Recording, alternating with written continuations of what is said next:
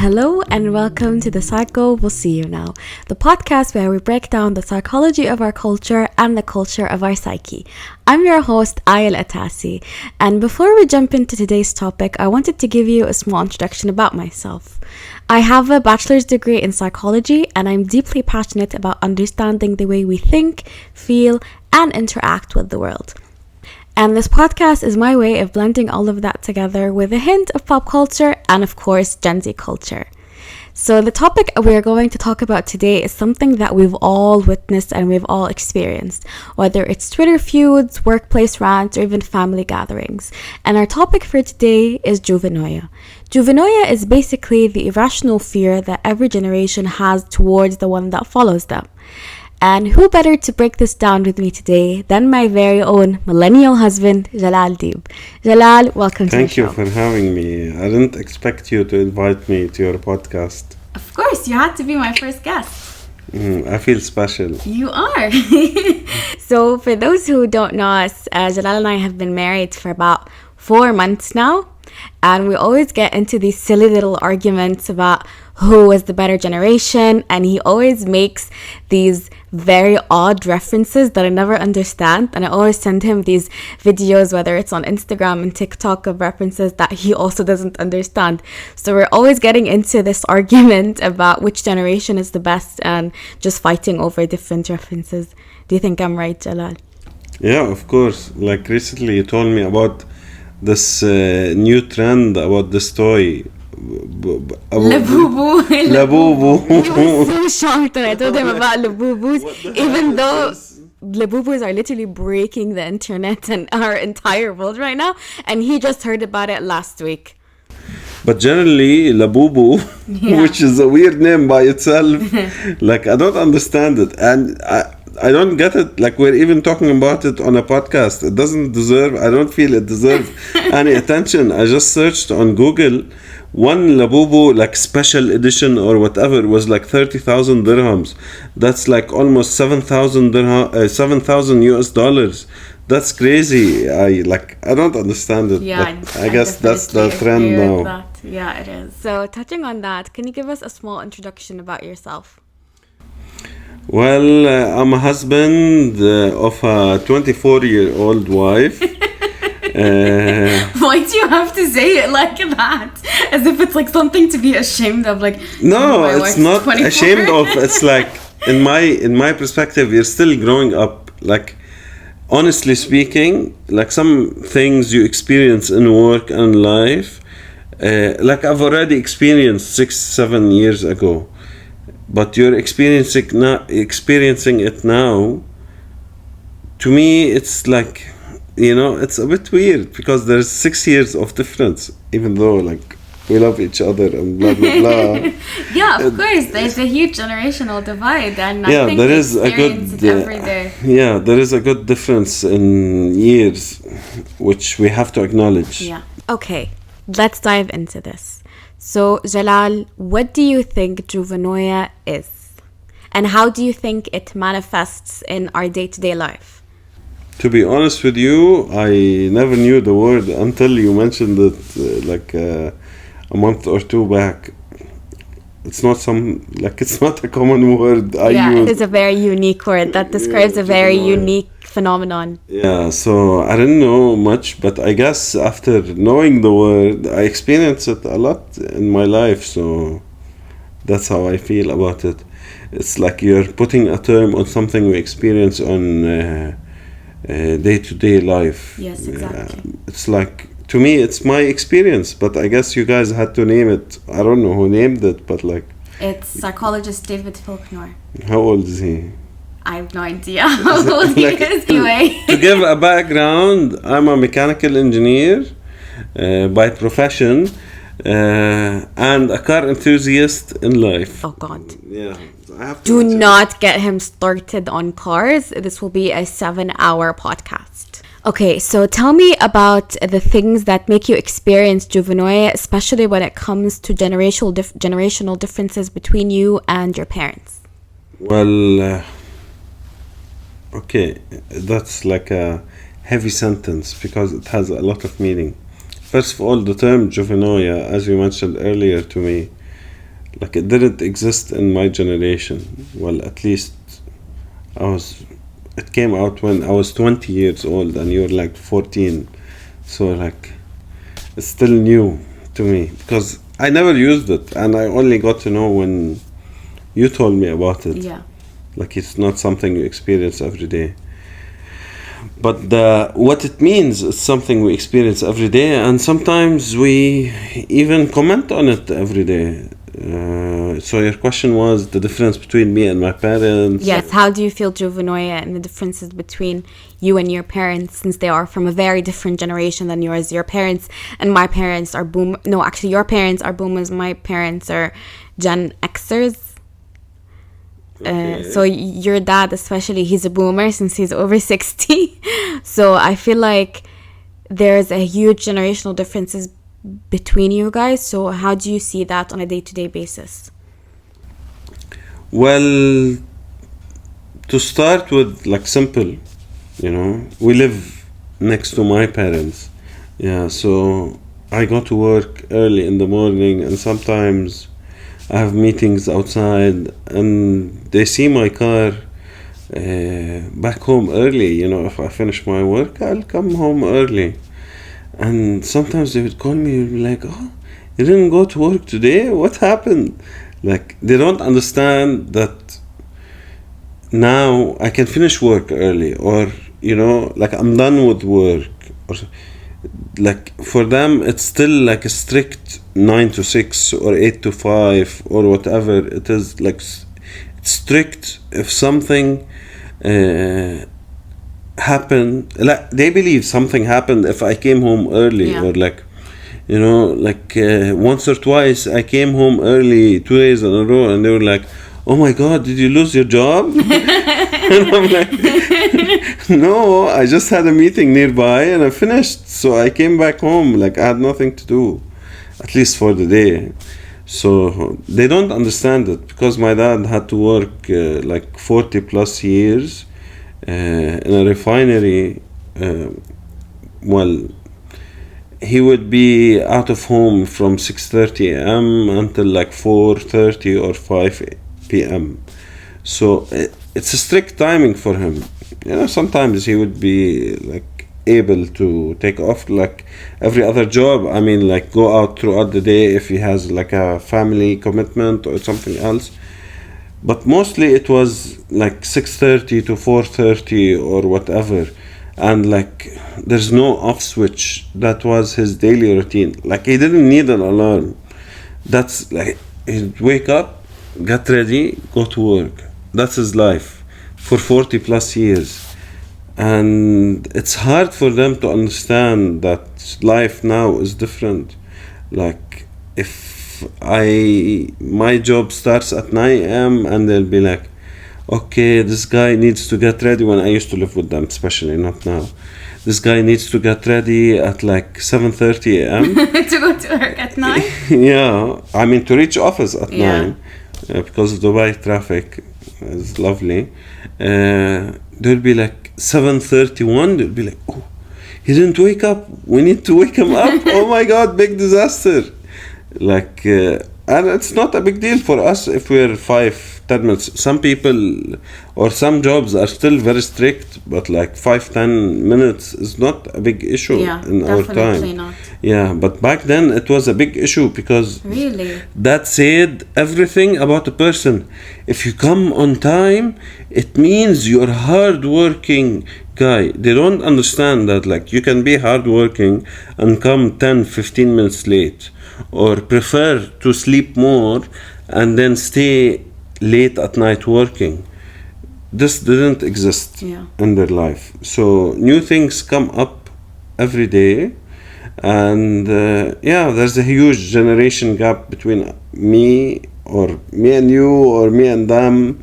So actually between me and you, it's not a big gap, but yes. But we experience it in other ways. It's interesting that you're mentioning that. Actually, every generation thinks that the generation that's coming after them is lazy. So your parents think your generation is lazy because sometimes you go to work late or you leave early or sometimes you work from home. And your generation thinks my generation is lazy because we have different values and different priorities. And actually what's interesting is that this has been happening forever. Like ever since Plato, even Plato was saying that the youth are tyrants, they're going to disrupt society, they have no values, they are ruining everything. So this thing has been going on pretty much forever and it will continue happening. Well, I hope it stops at some point. Juvenoia is not going to stop. But that's why we are doing this episode. That's why we're learning about it and educating people about it, so we can learn how to avoid having certain biases towards another generation or having irrational fear or hatred towards another generation for absolutely no reason. Well, hatred is a bit extreme. But it can reach that. Yani, you see how مثلا your parents' generation or my parents' generation talks about Gen Zs. Yeah. They say we're lazy, they say we're dumb. Not me specifically, my parents and your parents love me. But they say this generally about our generation, that we're stupid, we're lazy, we don't have any work values, we don't have any work ethics, we do whatever we want, we don't listen to them. We have all of these like political correctness. They don't care about any of that, but my generation, we care about that. Well, I don't think I agree with most of it, but laziness in some aspects, yes, specifically to you. You're my wife. We're not gonna talk about that. We're not gonna talk personally. I know that millennials describe Gen Zs as being lazy because, as you were talking about, like commitment to your job in the 9 to 6, my generation does not care that much about 9 to 6. Like, for example, sometimes I leave work at 6 and then continue working from home until 9. Or sometimes I go to the office at 11 and then I finish at 4 and I have all my tasks done. So it's not about how many hours you spend at work. It's about the output. So it's not quantity over quality, it's definitely quality over quantity. So we don't care that much about being like precisely on time, clocking in, clocking out. This doesn't matter to us as much as getting the task done and being happy with what we're doing, being comfortable with the environment that we're working in, having good mental health because of where we are, the environment, and then feeling satisfied with the job that we've done. Let's break it down. I don't agree with many things you said, but let's break it down in terms of our jobs. So I don't know, the CEO of your company is a bit older than me, yes. So close, you could say. A bit older. Yeah. So our mindset is kind of aligned because we lived through the same era. Well, the CEO currently of my company lived through the same era as mine, but the company is 55 plus years old and was used to living through, what do you call, boomers, or what do you call the previous generation, like my dad's generation? Your dad's generation is boomers, your mom's generation is Gen Xers. So they're used to boomers, and even earlier generation, the rules of boomers have been ruling this company for like 55 years, so it's hard to change. So this still happens today. It's not a bad thing, don't get me wrong. I enjoy, like, I wake up at 6 a.m. and go to my job, and sometimes I'm back home at 4:30 or 5. Feel like I still have a long day while I sit at home and I wait for you. You wake up at like 9:30, 3 hours and a half after me. No, I don't. I wake up at 8:30. Thank you very much. That's not true. That is true. That's not true. That is true. I can show you her alarms. No alarms before 9. No, that there are alarms. Yeah, but she doesn't wake up. Anyways, my point is, like, even though like both our CEOs are from the current era, the company itself is used to different generational rules. Yeah. So this affects our lives completely. So a company of 150 to 100 employees affect the life of 200 employees, and your company will affect the life of 200 employees. And even though we're married, like, I get home at 4:30 and you'll be like, oh, I still need 2-3 hours to get home. I'll be like sitting at home doing nothing, and then we have, I don't know how many hours, 2, 3, 4 hours before I start falling asleep. Oh yeah, we have like because I have to wake hours. up again at Yeah. 6 a.m. So my point is, I'm rambling a lot, but my point is generations or generational rules or generational habits affect generations over years to come. Definitely. So it affects our lives, and we're both not from these generations. Yes.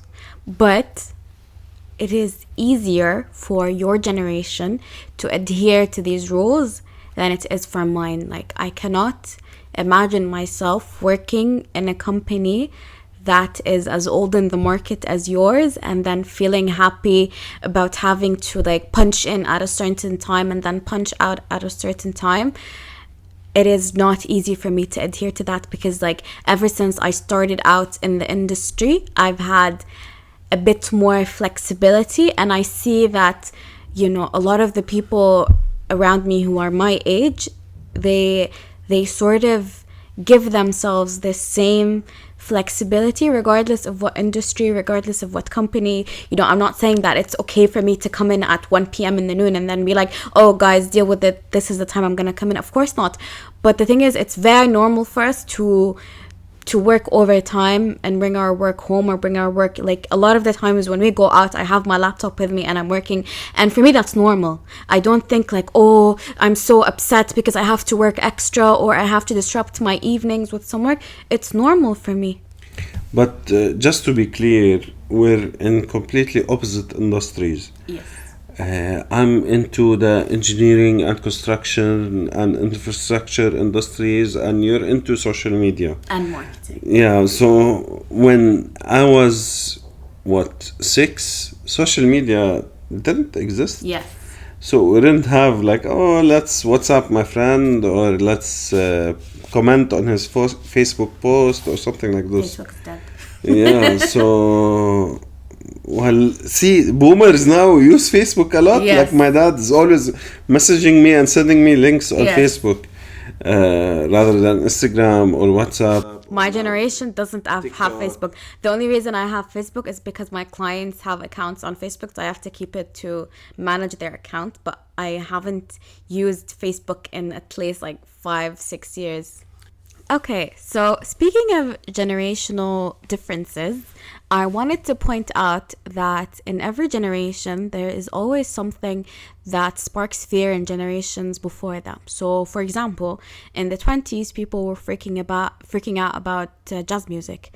In the 50s, it was rock and roll. In the 90s, it was e-gaming and video games, and how video games are going to destroy us, and they're going to destroy society, and they're going to cause addictions and all of these bad things.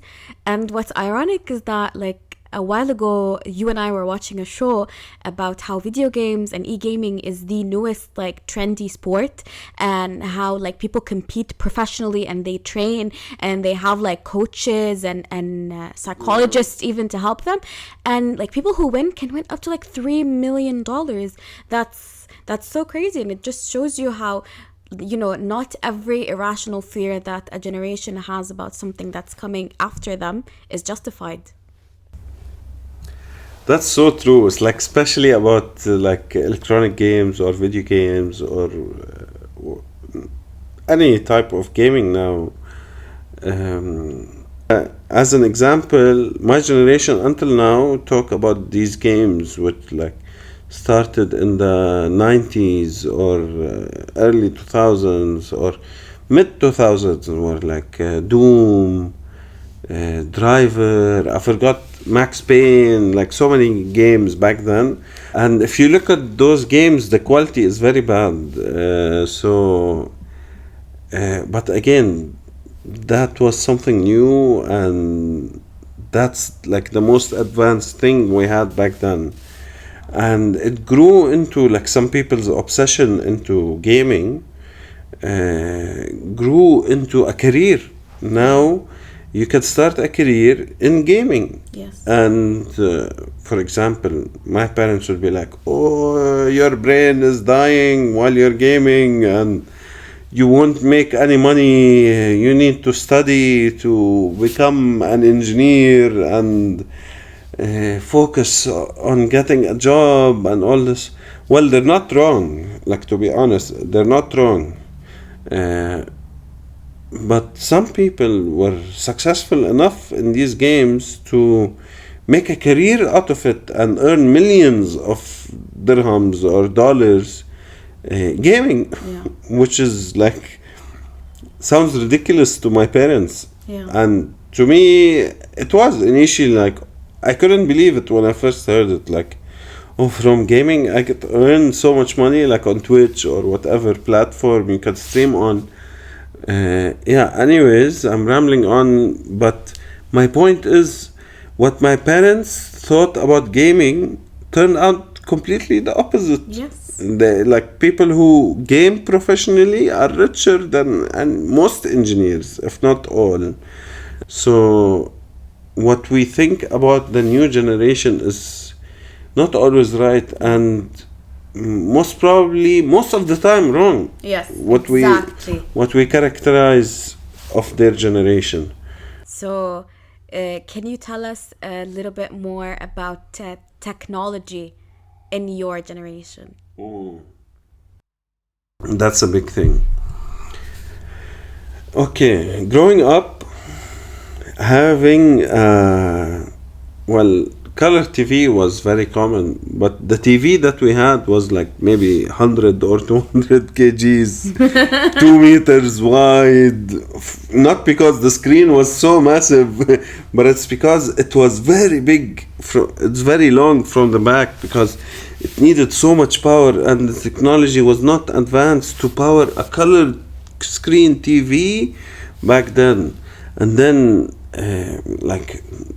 to carry this TV, you need like 5 people, maybe. So it was like something big and a technology, and everyone was impressed by it because back then that was trending. Yeah.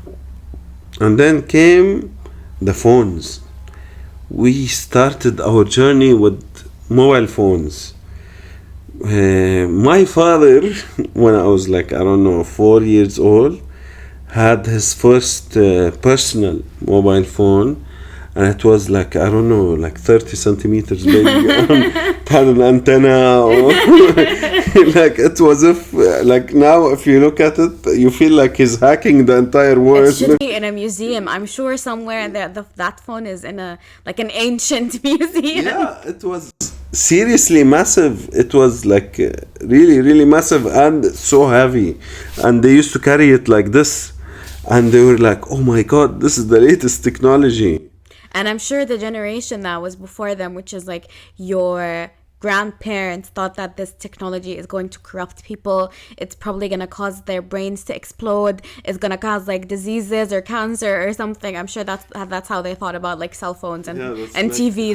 How some people think about 5G now or whatever, 6G. Yeah. Anyways.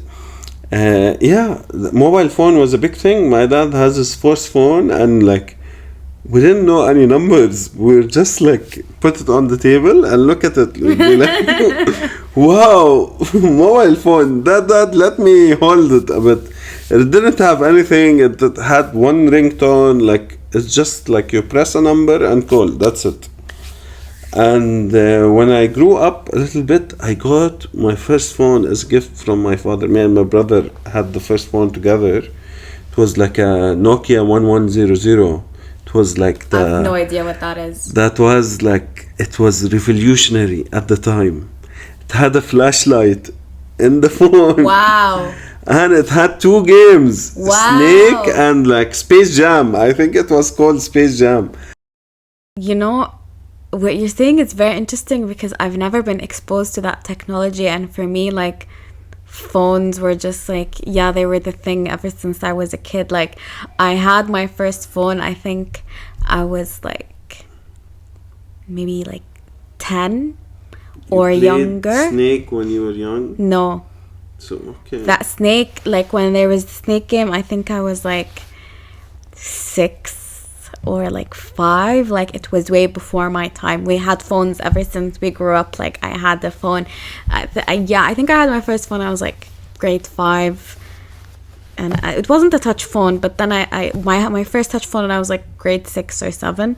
I had my first touch phone, so it was like, yeah, normal. I've had that for as long as I can remember. And I hate to be a victim of Juvenoia, but I found myself to actually experience Juvenoia with my younger cousins.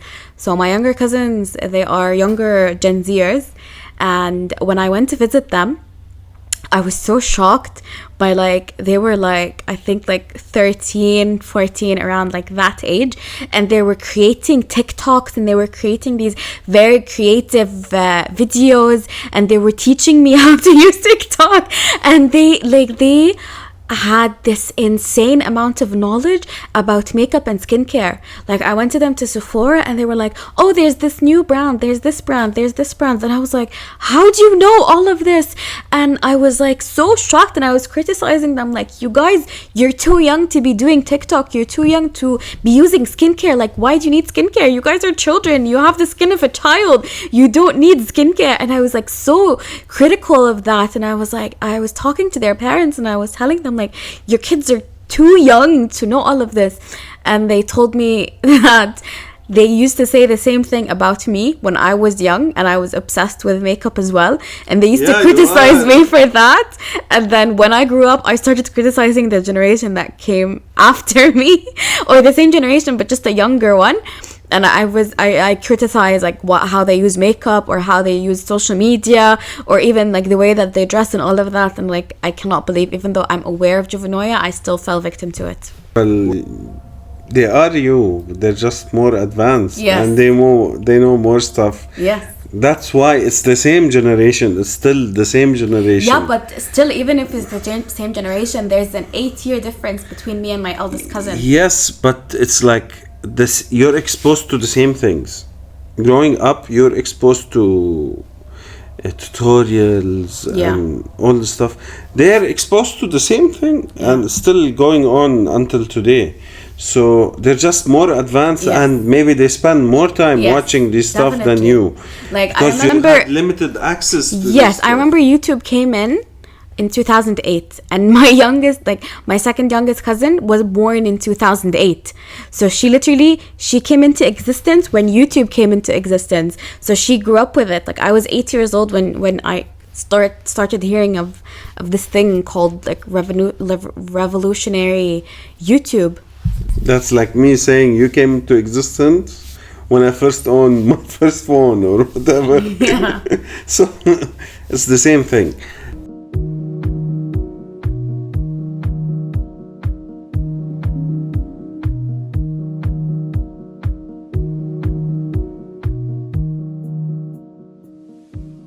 So speaking of generational differences, let's tackle the ultimate debate: millennials versus Gen Zs. Where do you think the divide happens, other than the work ethic, which we already spoke about, and how millennials think Gen Z is lazy, and that's not true. In fact, research has found that Gen Z values work-life balance more than any other generation in the world. So it's not that we're lazy, it's that we prioritize balance and happiness over all else. So other than the work ethic thing, where do you think the divide happens between our two generations, other than the whole technology thing? I think we need to break it down. So if you take technology aside, I grew up in an era was especially the community I'm in, where it's as I said earlier, work, and that's how to succeed. Work-life balance was little to no meaning. Not necessarily it was everywhere, but it was the community I grew up in. So what I was exposed to was work is very important. And it is, but not the way that my parents thought. I said earlier, coming home early and all this, it's a weird concept for them because this rarely ever happened. But then if I compare my generation and your generation, I feel like my generation was more innovative in the way that they have to make something where the work or develop a tool, for example, to make work easier. But your generation would take this tool and use it and feel like, okay, work should be like this. But this was developed or worked on for years or months or hours by our generation. So, because our generation was a little bit lazy, in my perspective, little bit lazy, because we developed these tools, and your generation had these tools when they started working. These tools were ready. Yeah. So all the AI and everything. What AI? I used to fill Excel sheets for hours. Now I can just upload them to ChatGPT and it's ready. Now people starting their new job, they won't understand that they have to fill every cell for 3 days continuously, where they have a document, PDF document. For me, when I had a PDF document, an Excel sheet, it means I spent, when I started working, just to be clear, not right now, it means I'm spending the rest of the week filling the Excel sheet and details and comparison between products. And so our generation is used to working on making life easier, where work-life balance is just like a work in progress or not really achieved. And still managers in my age or a little bit older will be like, oh, why are you taking shortcuts? Or why are you, even though you're working hard, they don't understand the perspective. Or why are you asking ChatGPT? Or why are you searching on Google? You should know this. We went through different experiences which taught us different things. Yes. We are focused on making life easier, while you were focused, okay, life is already easier. That's not true. I'm saying a general Yes. perspective, not like what a person went through their life. That's something else. Yes, life is easier because of all the technology that we have right now. It is easier than it was like 8 years ago or 10 years ago or 15 years ago. It's definitely easier because of all the tools that we have. Like, part of my job is something called reporting, where the reporting exists in every job, but in my job specifically when it comes to social media, we have to analyze like how many likes a post got, or how many comments, or how many shares, or how many people looked at it. And previously that tally had to be made manually. Like, you had to count like 1 2 3 4 5 6 7 8 9 10 comments. But now we have tools that automatically extract all that information for you. You just have to click a button, download the report, and then there you go, you're good. Okay. So before it wasn't there. Did you experience this counting manually, each comment? No. That's my point. Yes. So I do agree with you that your generation worked on things that made life easier for our generation, but that does not mean that my generation is lazy. Lazy is to be honest, it's a bit negative. Yes. Because hardworking people are from my generation, your generation, previous generations, and lazy people are also from all generations. Yes. It's just that what I'm used to, like in my job currently, like if I have a project which demands me to think and do some calculations, I would like list out all the formulas and do all the calculations manually or on Excel sheet or whatever. But the new generation would like go on ChatGPT and be like, exactly. Calculate this for me. Work smarter, not harder. Yes, but it might hurt you sometimes. Yes, of course. Of course, when you're completely dependent and reliant on a tool to do your work, you're never going to learn. You're never going to be able to do that by yourself. And of course, you have to know the basic skills. Like, yes, I use ChatGPT sometimes for research or for analytics or something, but that doesn't mean that I don't know how to do that research manually. Like, I know how to do it manually. I know how to research like on Google or in books or whatever. But it's just, it saves time. That instead of me taking 5 hours to do research, I can do this research in 1 hour, and these 4 hours I can use them to do something else useful. So I know we touched on like trend at the beginning of the episode, so now let's dive deeper into that. Let's talk about my favorite part: fashion, trends, and aesthetics. So this is one thing that I always love to make fun of millennials about, is their obsession with skinny jeans and side parts.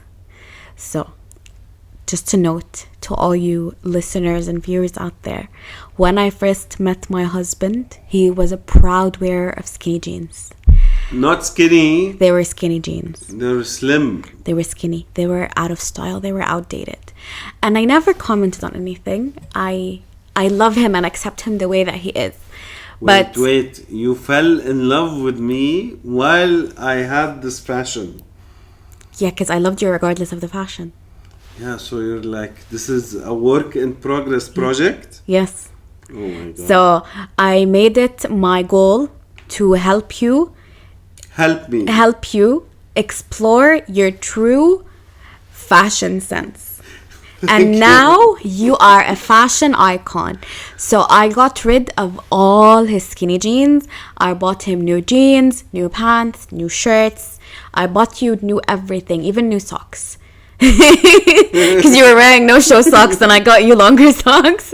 Because that was millennial fashion, you know. This is something that's actually funny, but there's research that shows you that fashion comes back in style every 20 to 30 years. So I know your generation in the 90s, they were wearing these like huge baggy jeans, and then they went out of style in the 2000s or like in the mid 2000s, and now they're back in style. Like baggy trendy jeans, big jeans are so trendy right now. I literally call them baggy trendy jeans because all my pants right now are baggy, and like the bigger the better. So this is gonna, like, I heard that the cycle of fashion that's coming after this is the skinny jeans are coming back, the low-rise skinny jeans, and I'm praying, please don't let them come back. Please don't let them come back, because those were awful. I absolutely despise skinny jeans, and then the millennials are gonna be so happy once they're back. So what is your take on trends and fashion other than the Labubu thing that we talked about? Well, to be honest with you, I feel now this generation is mixed, because some people still like that style. Those are the millennials. That's exactly my point. Well, millennials I got refuse. that style. You did, but a lot of millennials that I know have refused to let go of that fashion, and they're still wearing skinny jeans. Like, I mean, honestly, it's none of my business. You do you. I don't care what you wear. Not you, I care what you, my husband, wear. But in general, like, I don't care what people wear as long as they're happy. But this is just something that I've noticed, you know, in my day-to-day life, that a lot of millennials refuse to let go of their ways, and they like prefer to stay with their side part. Like, you're not going to know about this, it's a girl thing, but like Gen Z prefers the middle part in your hair, and millennials used to have a side part. So side parts basically make you ancient. So my generation, I've noticed, is, maybe I'm biased, but they're more flexible to fashion. Like right now we're rocking those baggy jeans, but in a few years, if the skinny jeans come back in style, I think we're gonna go back to that and we're gonna start wearing skinny jeans again.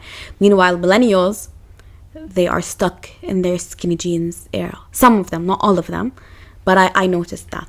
But see, now you're against skinny jeans. What if they come back as a trend? Oh, if they come back in style, I will say that I'm against them, but eventually I will start wearing them. So you're following the trend? Yes. It's not about the generation. Yes, but I'm saying that's what I've noticed. That you're my following what's trendy. Because my generation is more flexible than millennials. Millennials, like, they found this thing, they liked it, they stuck with it. But my generation tends to be more flexible with what is trending. Trend and all these aspects you can apply to all generations.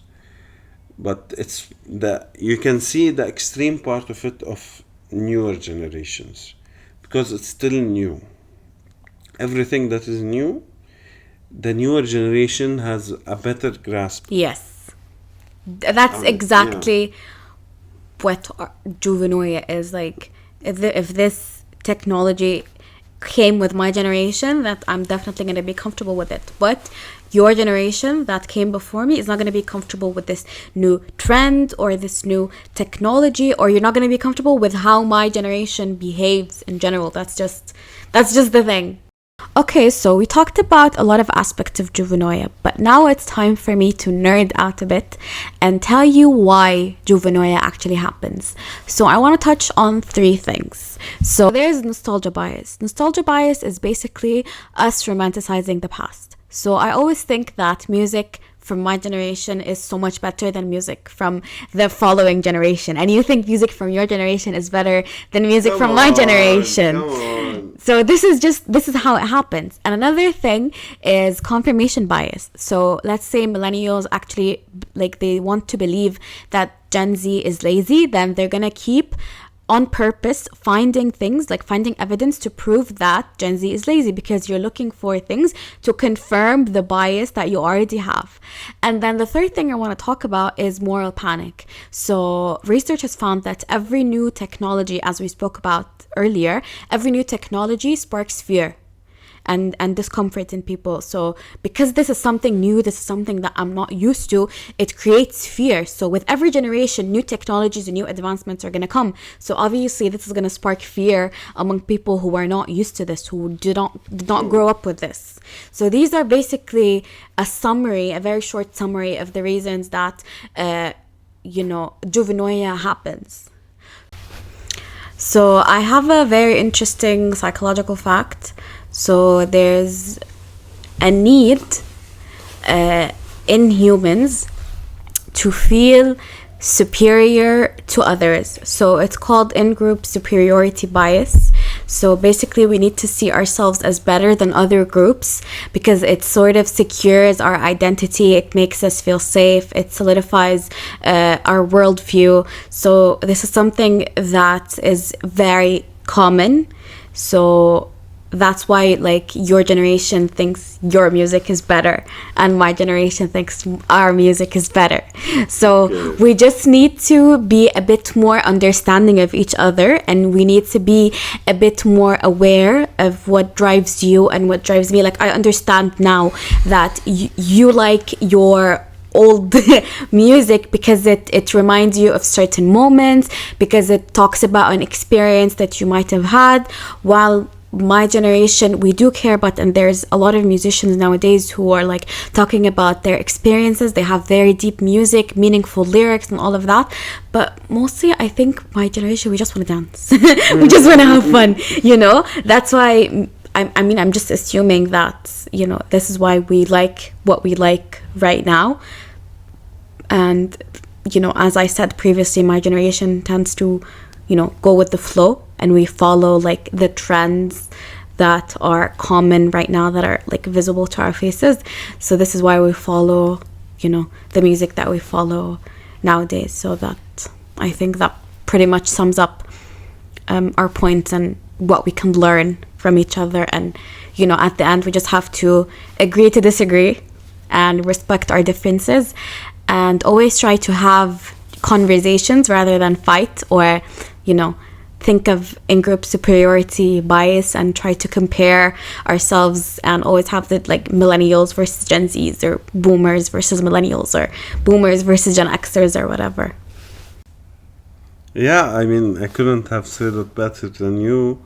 We should learn to adapt and understand other generations, and in general people, not just, I know the focus is generations, but we should understand, and whether we are in traffic facing someone who doesn't or someone who frustrates us, or we are at the grocery shop, or we are dealing with our nieces and nephews, or our kids, or our friends, or our spouses, we should always understand that what I think is right is not necessarily what the other person thinks is right.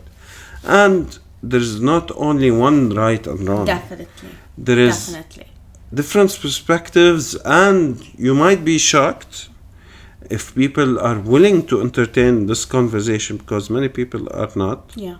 Many people are saying this is wrong and that's it. So if you're willing to entertain this conversation, you'll be amazed what different perspective and experiences can teach you from different generations. Definitely. So, Jalal, thank you so much for having this very enriching and fascinating conversation with me.